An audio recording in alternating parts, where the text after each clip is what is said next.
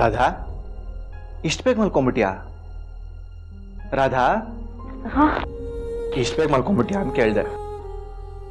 ಸಾರಿ, calendar ಪ್ರಕಾರ ನೀವಿವತ್ತು ಮೇಲೆ ಮಲಗಬೇಕಲ್ವಾ?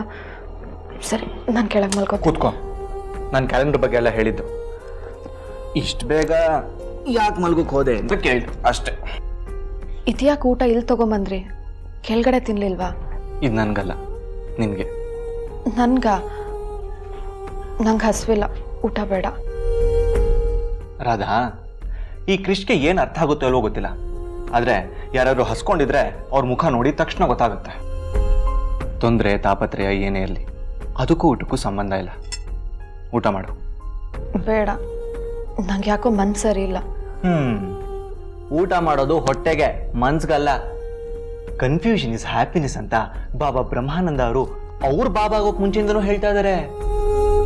ಹೊಟ್ಟೆ ತುಂಬಿದ್ರೆ ತಲೆಯಲ್ಲಿ ಲೈಟ್ ಆನ್ ಆಗುತ್ತೆ, ಪ್ರಾಬ್ಲಮ್ಸು ತಾನೇ ಸಾಲ್ವ್ ಆಗೋಗುತ್ತೆ.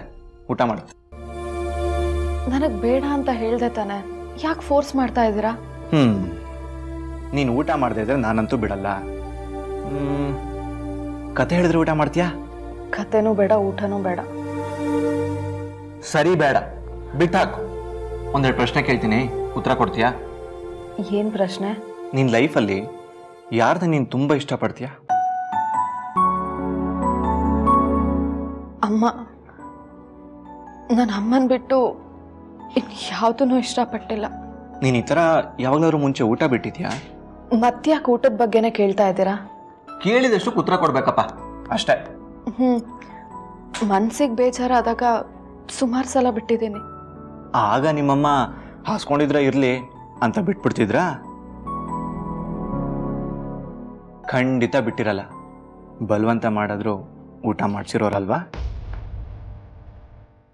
ಅಲ್ಲಿಗೆ ನಿಮ್ಮ ಅಮ್ಮನ ಉದ್ದೇಶನೂ ನಿನ್ನ ಹೊಟ್ಟೆ ತುಂಬ ಊಟ ಮಾಡಿಕೊಂಡು ತಣ್ಣಗಿರ್ಲಿ ಅಂತಲ್ವಾ? ನೋಡು ರಾಧಾ, ಕೆಲವರು ನಮ್ಮ ಜೊತೆ ಇಲ್ದಲೇ ಇರ್ಬೋದು, ಆದರೆ ಅವ್ರು ಎಲ್ಲೇ ಇದ್ರೂ ನಾವು ಚೆನ್ನಾಗಿರ್ಲಿ ಅಂತಾನೆ ಬಯಸ್ತಾರೆ. ಅವ್ರ ಪಾಠನ ನಾವು ಮರ್ತ್ಬಿಟ್ರೆ ಅವ್ರಿಗೆ ಬೇಜಾರಾಗಲ್ವಾ?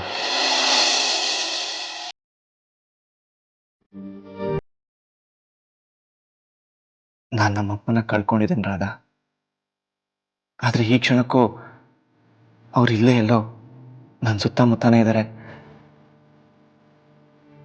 ನನ್ನನ್ನು ಗಮನಿಸ್ತಾ ಇದ್ದಾರೆ ಅಂತ ಅನ್ಸುತ್ತೆ.